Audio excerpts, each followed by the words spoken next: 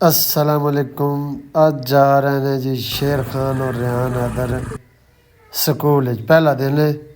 ओ बड़े हंस रहे हैं, खुश हो रहे हैं। पुत्र हाथ हिला दिता, वाह भाई वाह, कैमरे के सामने हाथ हिला दिता जी। लो जी गड्डी चल पई है। ए जी दुकान ते रुके हैं, इन्होंने कोई पेट पूजा वास्ते समान लिया तो नाल जेबी ने चढ़ाया। तो यह गड्डी साड़ी रवाना होगी स्कूल की तरफ। ओह गवर्नमेंट प्राइमरी स्कूल चक नंबर 333 TDA पहुँच गए। लै भी शेर खान थले आ। रेहान हैदर मेरे कोल आ। ओए तू वापस आ शेर खान का बच्चा। बड़ी जल्दी है बई, चोर नाल पंड काली है। मैं पिछा पता वो अगा निकलिया जाता नहीं जनाब, मैं पहले स्कूल जाऊँगा। चल हूँ नाल लग, इतने जरा वीडियो बनानी तेरी। आओ जी ए हूँ स्कूल असी वो थे।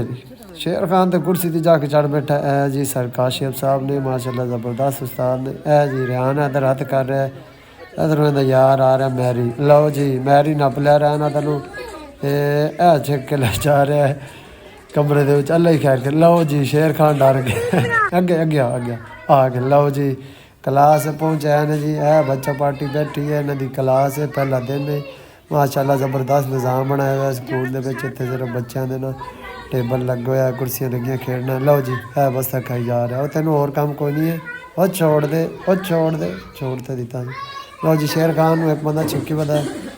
लो जी है आ गया जी रेहान हैदर। मैरी नाल लिखता। मैरी आप पहले निकल रहे अगे में। लो जी 46 सीट पर आ जाओ जी। मैरी हूँ तो आप बस देसी मैरी तो कितने अगे लंबा ही निकल गया। लो जी हूँ पिछले बार इतने रखे तो बस था इतने रख। है जी हूँ रेहान हैदर है कुर्सी तो बिठा था। लो जी शेर खान भी छिक के लैन 4-5 बंदे। शेर खान भी ओए छोड़ दे, ओए बैठ दे नहीं छोड़ दे। लो जी शेर खान बह गया।